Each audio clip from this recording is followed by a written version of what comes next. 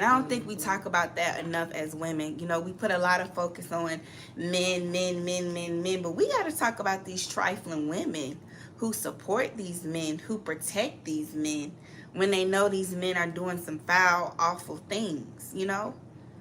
The Miss Jones, the Ericas, the Young Miamis, the any female family members or assistants in Diddy's life that knew what he was doing allegedly and still supporting him. That's dangerous. Mm-hmm.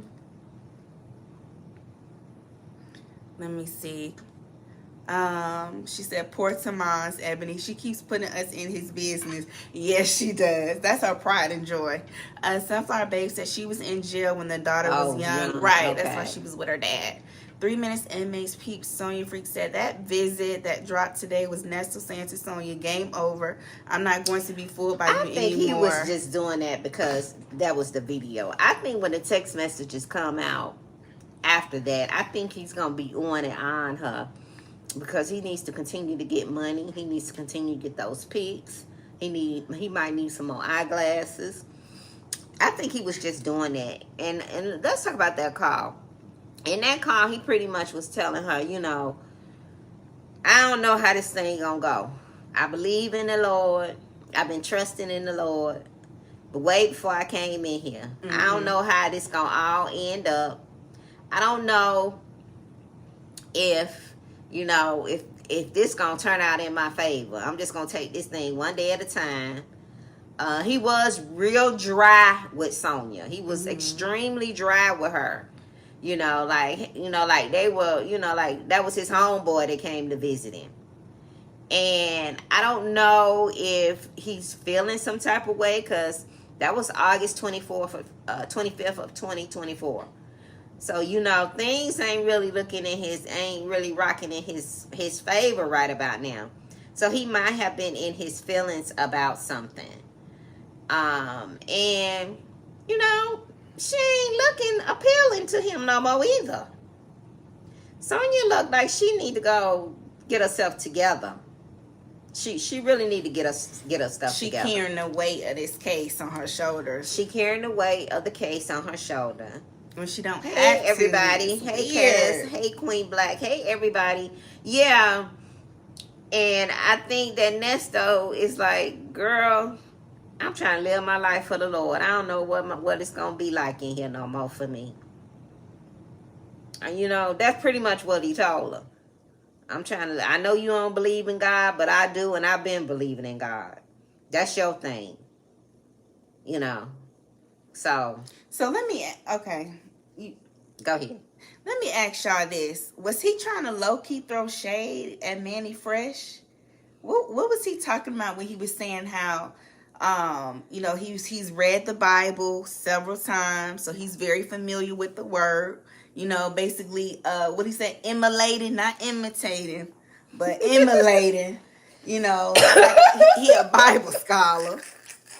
So who was he talking about, y'all? Was he being like passive aggressive, throwing passive aggressive shade towards Manny Fresh when he was saying how, you know, sometimes people like to use the Bible against you and make it seem like they mean well, but they can sometimes use the Bible against you to manipulate you and pray against you? At first I thought he was, I think he was talking about Manny Fresh. I think he was talking about her. Was he low-key saying like he kind of felt like initially during those visits, like she may have been kind of like trying to weaponize the Bible or be manipulative? Or thought he didn't know the word. And use certain scriptures against him? Yeah. And it could have been Shirley. It could have been Shirley. So it's either Manny Fresh or Shirley he was talking about, where sometimes people use the Bible verses against a person. They'll pray against a person. It could have been. Because I think he liked Manny Fresh coming to see him. Because that gives him the time to pray. Because, you know, that's all he got right now. Because things ain't looking good for him. You know, it ain't, you know, every time he try to get one up, he come back down. Then he goes on to say, I ain't going to say nothing to incriminate my... it's too late. It's too late. Why do he keep saying that, y'all? I'm not gonna say anything to incriminate myself. You might as well just tell it all at this point. You might as well do what Diddy probably gonna do and just seem like a canary and just tell it all. You might as well.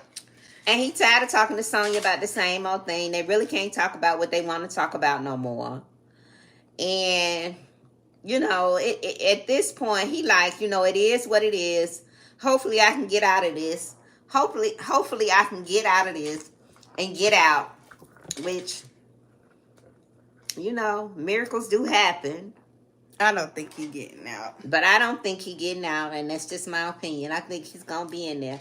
And then he's seeing that Shirley has gone on with her life. Shirley out and here, I think that's pissing him off too. and it not only pissing him off, but he's hurt. The best thing you can do when you stop fooling with a ninja is to go on with your life and live your best life and ignore him. And that's what Shirley has done. And Shirley is out here looking good. You hear me? Mm-hmm. Shirley out here looking good. Okay, y'all see Shirley with her crop tops on. Okay, Shirley ain't letting him see her sweat, and he cannot stand that. Shirley cut him off and never looked back, cause he was draining her. So he heard about that. He heard that she ain't running up